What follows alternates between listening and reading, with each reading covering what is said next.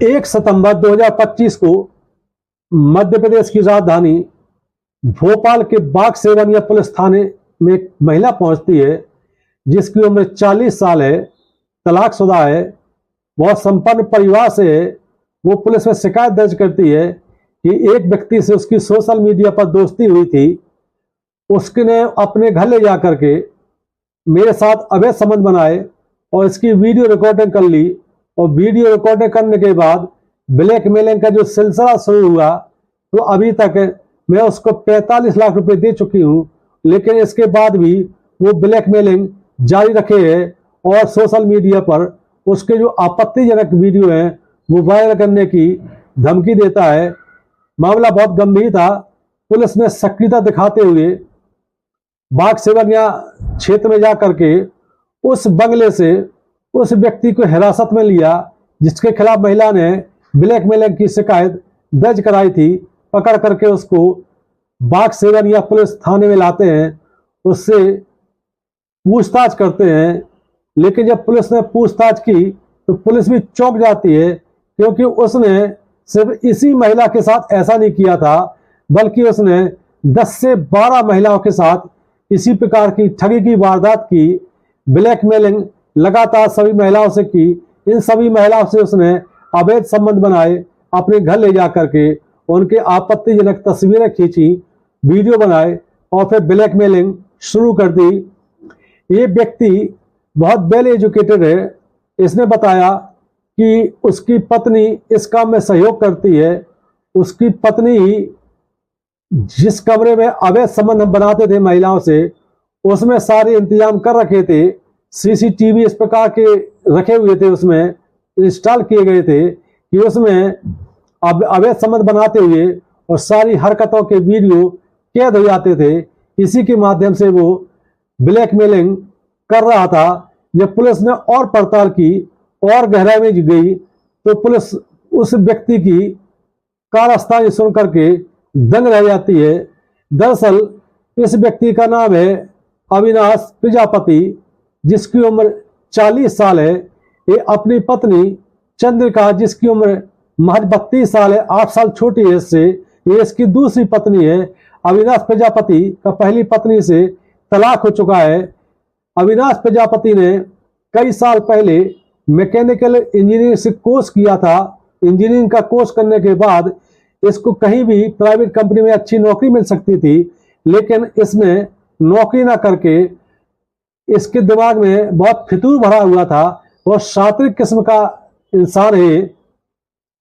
इसने कभी कोई प्राइवेट कंपनी खोली, कभी कोई एनजीओ बनाया और उसके माध्यम से इसने ठीक ठाक कमाई की। इसका रहन सहन बहुत एक क्लास का था।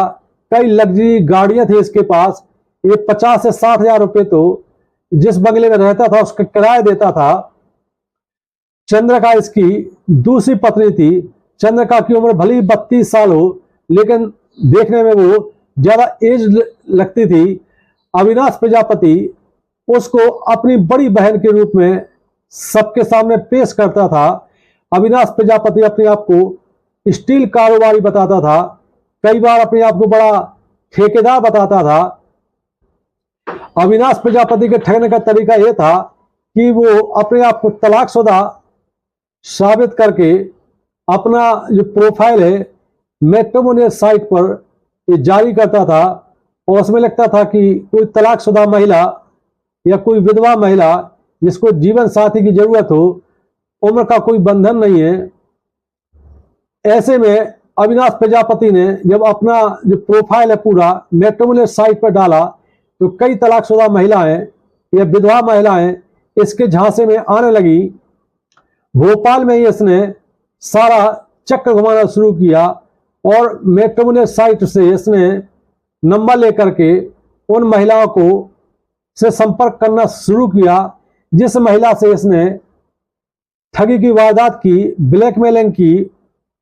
उस महिला को एक घर लाता था और जो अपनी पत्नी को अपनी बड़ी बहन के रूप में बताता था कि मेरी बड़ी बहन है, तो उस महिला को भी भरोसा हो जाता था और शादी के सपने वो देखने लगती थी।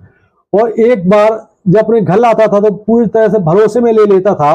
उसके बाद जब अगली बार उसी महिला को जिससे इसकी शादी की बात चलने लगती है उसको घर लाता था, तो बेडरूम में ले जाता था और उसके साथ अवैध संबंध बनाता था। अवैध संबंध बनाने के दौरान उस बेडरूम में सीसीटीवी कैमरे फिट से पहले से उसकी पत्नी, जिसे वो बड़ी बहन के रूप में पेश करता था, उसकी दूसरी पत्नी जिसका नाम चंद्रिका है, चंद्रिका ये सारा इंतजाम करती थी। सीसीटीवी के सारे फुटेज वो अपने पास रखती थी। सीसीटीवी में कब कैसी रिकॉर्डिंग है सारा रिकॉर्ड वो अपने पास रखती थी। जब अविनाश किसी भी महिला को अपने घर लाता था, उसके साथ अवैध संबंध बनाता था, तो उसकी वीडियो बना करके चंद्रिका ब्लैकमेलिंग करना शुरू कर देती थी। अविनाश प्रजापति ने बताया कि वो अपने आप को स्टील कारोबारी बता करके कई महिलाओं के संपर्क में आया और एक दो नहीं बल्कि 10 से 12 महिलाओं के साथ उसने इसी प्रकार की वारदात की है।